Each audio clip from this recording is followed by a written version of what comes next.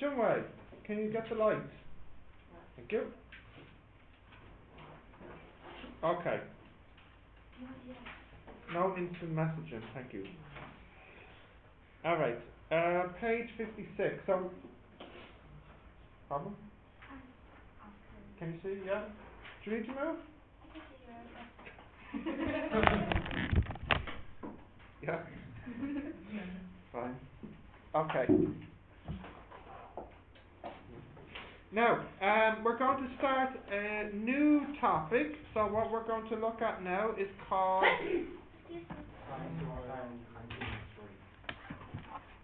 You see, this was working in the last class, and then you came in, and it's not working. So somebody is cursed. Now it's working. Okay. So what we're looking at now is something called trigonometry.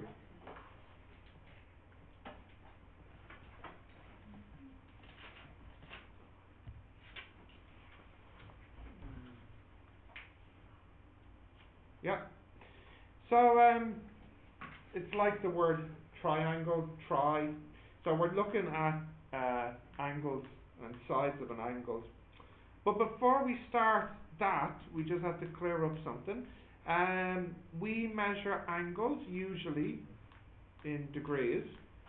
So you know in one full circle you have 360 degrees.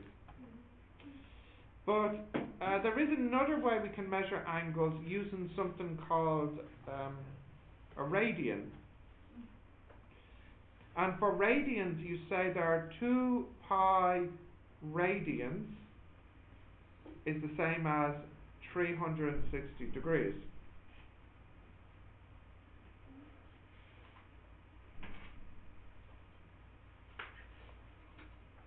What'd you say? Question? No? Now, does anybody know why radians are used? Why they are useful? No? No? No? No one knows? You just use radians and that's it? You don't know why? Nobody knows why they use radians? No? Okay, I'll tell you why. So, if you have a circle, sorry, that's a circle, and its radius is 1, the reason you use radians, dudes, come on. The reason you use radians to measure an angle, if that angle is in radians, then this length here along the arc, that will be the same as theta. So for example, if this angle here was 0.2 radians, then this length here is also 0.2. So for example, if we're using meters, if this was 1 meter and this is 0.2 radians, then this would be 0.2 of a meter. That the angle and the arc, this is called an arc, they're the same when you use radians. Which, when you think about it, makes sense, because what's one full circle? 2 pi, isn't it? And what's one full length of a circle? 2 pi r. But if the radius is 1, it's 2 pi. So this is why we use radians, because the arc and the angle are the same. So the angle equals the arc if we use radians, and if the radius is 1 unit. Okay, so that's why we use radians.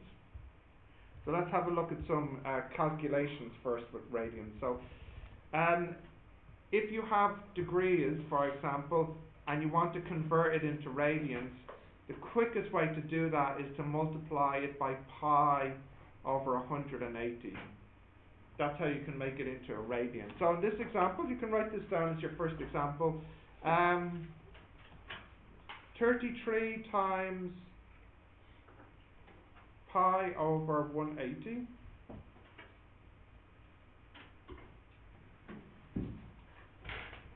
That's 0 0.576 radians. Now when you are using radians, you don't have to write radians. By not having the degree symbol here, it means radians. So I don't need to write radians, but I will.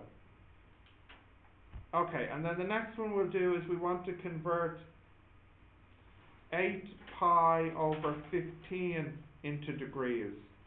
The quick way to do that, yeah, we multiply by 180 over pi.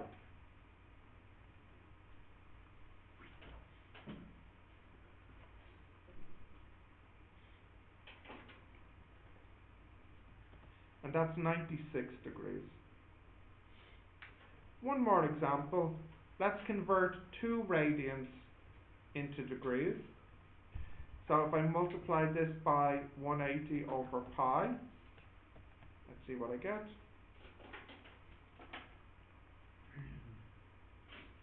You get 115 degrees.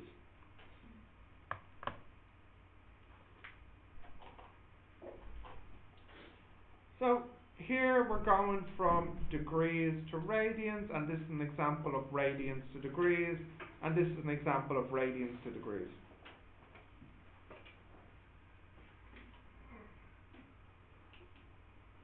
Okay, so write that down then.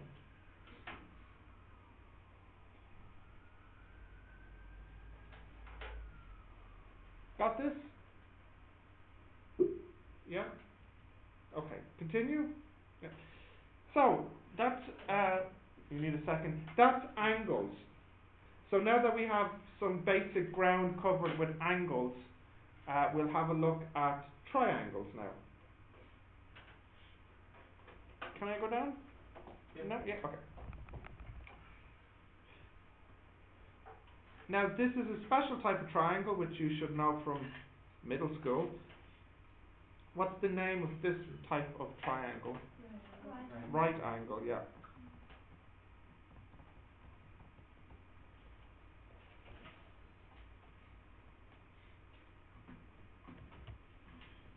And this is not a surprise to you.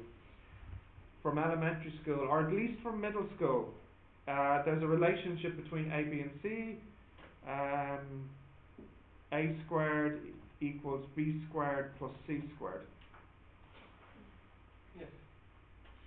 Courtesy of Pythagoras, or what's it? Go D or something. What's in Chinese? This guy. That's it. Yes. Yeah. Yes. That's it. Yes. We call him Pythagoras. Okay. Yes. You know this guy. Important person. Yeah. Lived a long time ago. So you have this relationship between A, B, and C. Yeah. So I mean, these are very. I mean, this is middle school. The start of the chapter. It's all basic here. So you know, for example, if you have a triangle and we'll say this side is 5 and this side is 13, I think some people already know what this side is. 12.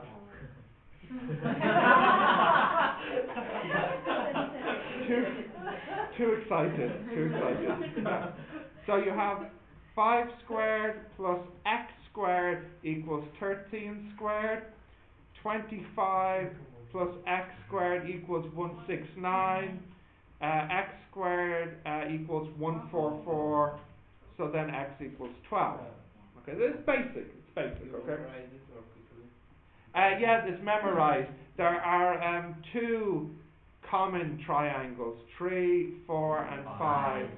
Yeah, and then the other one is 5, 12, and 13. Yeah, these are the common 2.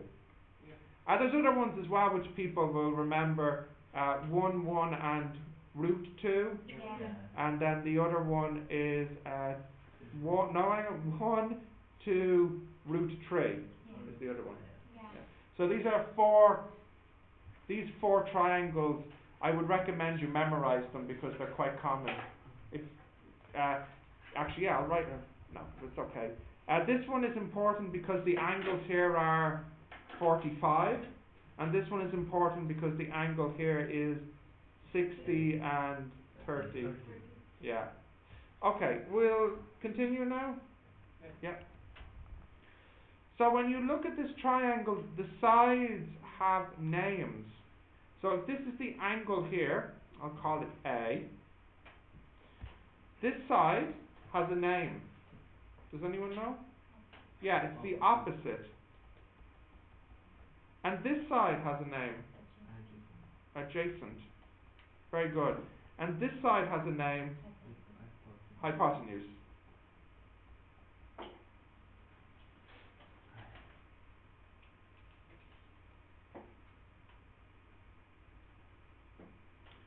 So for short, I'll just call it O, A, and H.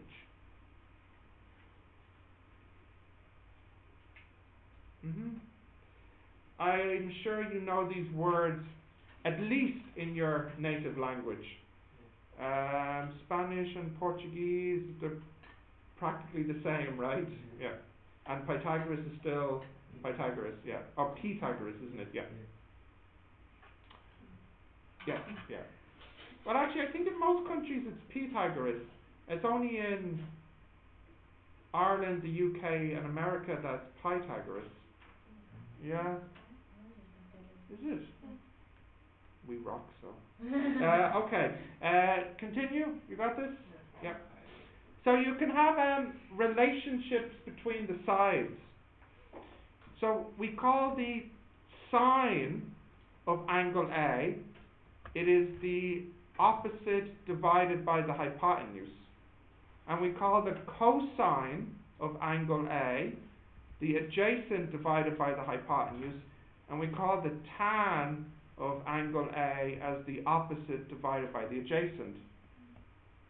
So if I was to give you an example here, this is angle A, this is 3, this is 4, and this is 5. So for example, what would the sine be? Yeah, what would sine A, what would sine A be? So what's sine A? 3 over 5, 0.6.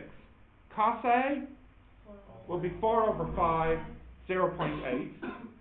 And tan A would be 3 over 4, 0.75. Some basics there. But let's look at a more difficult example, a little bit more difficult. Can you scroll down? Yeah. So what's nice is your calculator has these functions built in. So if you give your calculator an angle, it can calculate the sine of it and it will give you the answer. So for example, on your calculator, you could type in sine 45. Now, before you do that, you can know the answer from a triangle. If this is 45, this would be, this could be 1 and 1 and root 2. Although it doesn't have to be that. It could be like, for example, 10 and 10 and 10 root 2. But anyways, if I have a triangle like this, 1, 1 and root 2, what would be the sine of 45? It would be 1 over root 2. If you rationalize the denominator, do you remember this? This would be, multiplied by root 2, this would become root 2 over 2. And if you type in sine 45, that's exactly what you get. So just make sure that you can do that on your calculator. You know where the sine button is. You found it? Yeah. But what's really nice about the calculator is if you type in, now actually I call this answer, but does anyone know what the word would be? The ratio. So if I type in the angle, the calculator can give me sine of the angle. But the question now, can you find it on the calculator? Yeah, but it's 0.7 as well. You are, your calculator is just given as a decimal. That's okay. For the exam, that's fine. The question is, if you know the ratio, can you go back to the angle? That is, for example, if you know that sine of the angle is equal to root 2 over 2, can you go back to knowing what the angle was? And the answer is yes. On your calculator you use something called sine inverse. Yeah. So if you type in on the calculator sine inverse root 2 over 2, it should give you 45 degrees if you're in degree mode.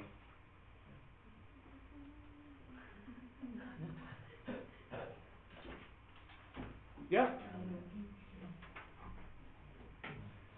You got that? So, just to be clear, sine, cos and tan on your calculator can give you the ratio, the fraction, okay? And then the sine inverse, cos inverse, tan inverse, that gives you the angle. Yeah? Well, we'll look at an example now.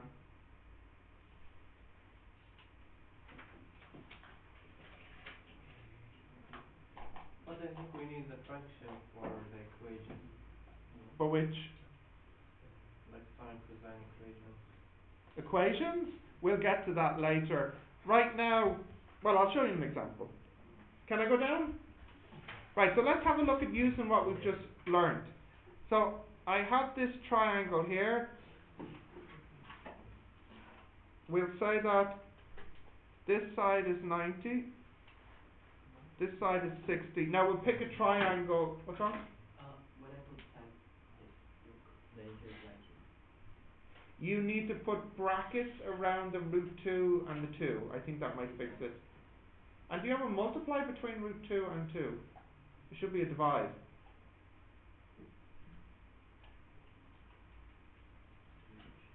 Yeah?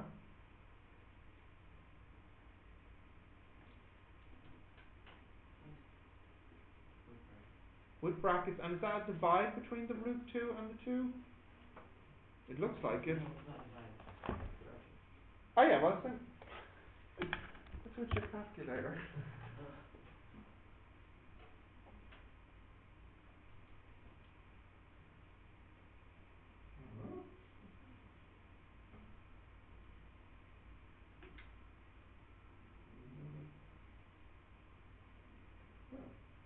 Okay. I don't know why, but your divide button wasn't. I actually typed in the divide symbol. Yeah, I don't know what's wrong with your calculator. Maybe this divide button doesn't quite work the way you think it does work. Maybe it's something weird. Just stick to the divide symbol, you'll be okay. Alright, so back to this one here. Does it need to change the system maybe? From Yeah, radian maybe. From radian to... Well, for right now it's degree. Okay, so let's say this side here is 60 and this is 90, and we'll say something like we'll call this side 4, for example, and I'm asking you to find this and this. I want all the missing information basically. So this is what you know. Okay, did you draw that? Yes, okay, so we'll start. So the first thing, what's the easiest thing to get that we don't know? What? Yeah, the angle. Yeah. We know that this must be 30, so that the total's 180. Okay, the next thing I'll get this side here, the x. Yeah.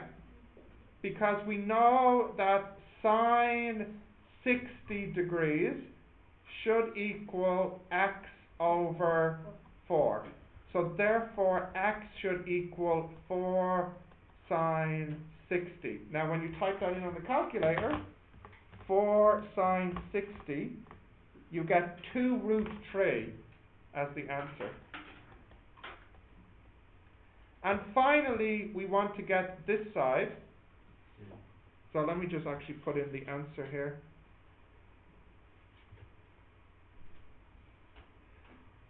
So how can I find this side? What can I use to get this side? The y. Maybe. Something easier. Something easier than that. Something different. Give me something different. Pythagoras. Y squared plus 4 times 3 must equal 16. So that's a 12. So y squared is 4. So y must be 2. So this here is 2.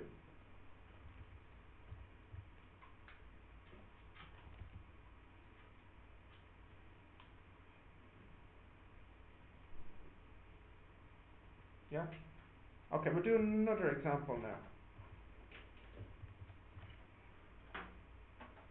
Can I continue? One more example of this? Little different this time though. Let's say here,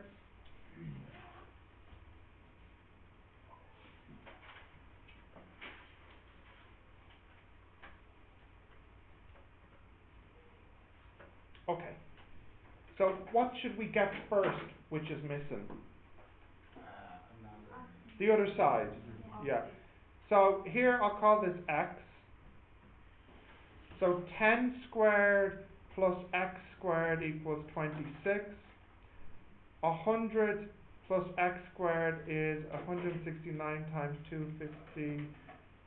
300 and 50, 60, 348, is it?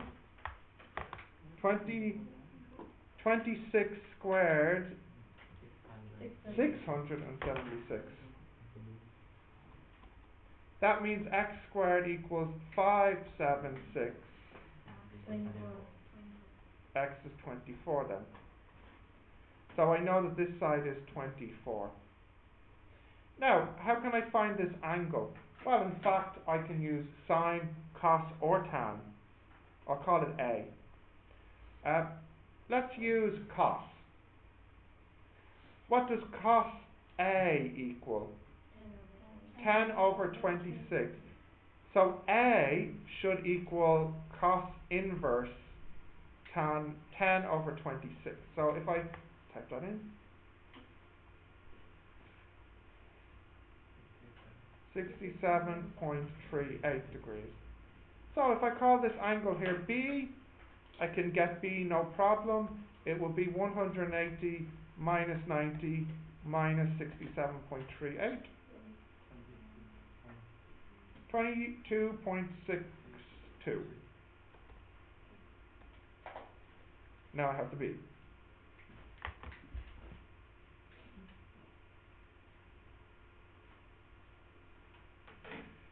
This question could be in radians as well. There's no difference. You do the same thing if you use radians. The only difference is on your calculator, you need to put it in radian mode. So I don't know, it's different for each calculator, but for my calculator I can press mode. No, not mode. Shift and mode. Degrees, but Yeah, but if the question's in radians, you have to use radians. Here it's in degrees. Well, I suppose you could convert it if you wanted to. For my calculator, I press shift and mode, and then number 4 is rad. Let's see your calculator. Did you change it? Yeah. You changed to radians? Is possible? Yeah. Does everybody know how to change their calculator to radian mode? I need to go back on the turn off and then We can change it back to degree with shift and mode and pick DEG. Yeah. Oh, come over here. Whoa, careful now. What is with your calculator? Shift and mode. Shift and mode. Then you can pick it. See it? Okay. Okay, one more example here. Can I go down? Yeah.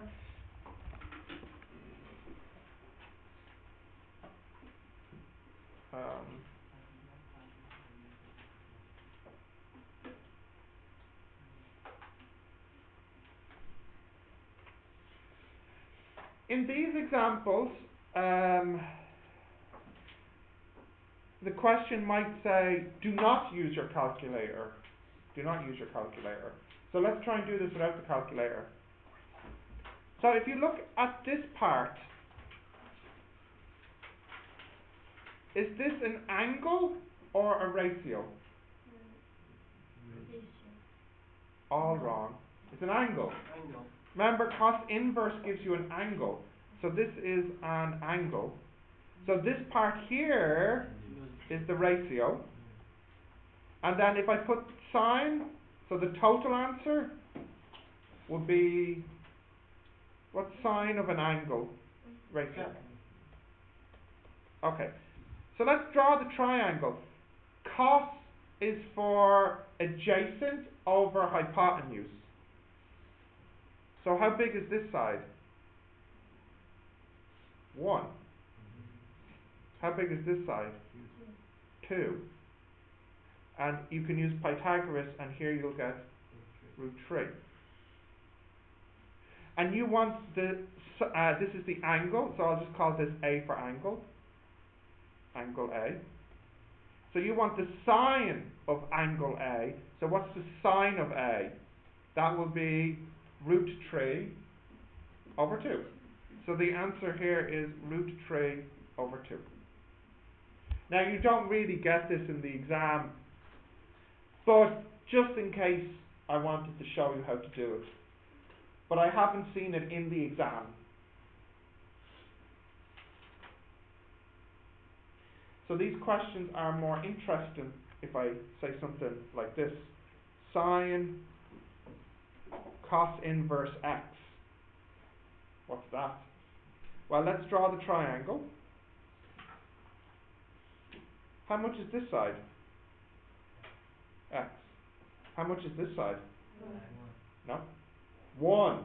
Because this is like this. Yeah. So how much is this side?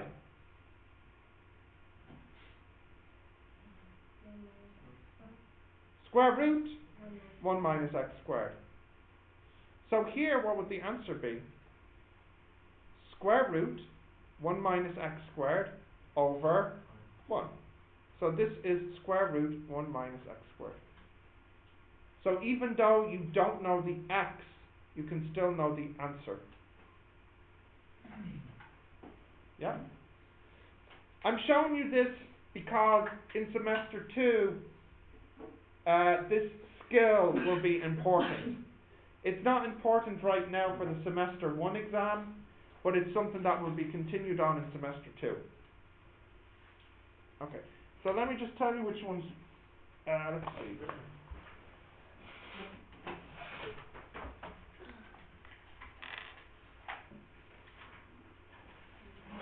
OP,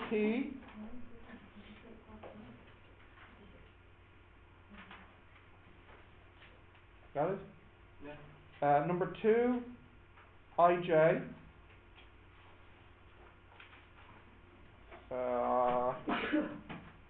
Number 3, let's see, A.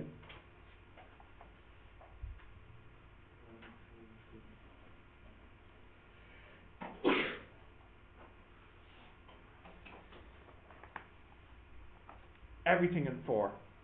Yeah. They're just little triangles. They won't hurt you.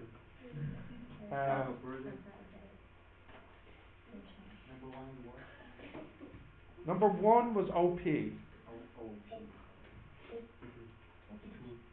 And number 5,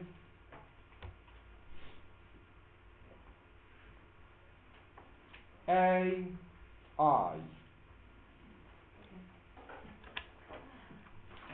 You got that? Number 2 is... Oh my goodness. Right, number 1. Okay. I'll say because someone else will ask me. Number 1 is OP. Number 2 is IJ. Number 3 is A. Number 4, everything. And number 5, AI.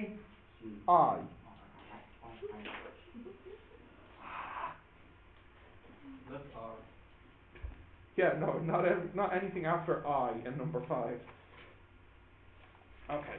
So what you can do, you can do these for a few minutes, and then when I come back, I just need to get a copy of the exam. When I come back with the exam, I'll do your mid-semester exam on the board, so you can see what parts you could do and what you couldn't do, and how to do it. Was there any part of the exam that you remember as very difficult? The B1, the cubic, yeah. The cubic. Anything else you remember? The section A was fine. Time was the problem. Well, you came late, so time would be a big problem for you. But you still got it finished. Yeah, but yeah. So what's I the problem? some mistakes I didn't. Consider yourself lucky that you got it finished. Yeah, because you were like 20 minutes late, wasn't it? No, 10 by 10. Was it only 10? Well, enough to make it more stressful. Yeah. Okay.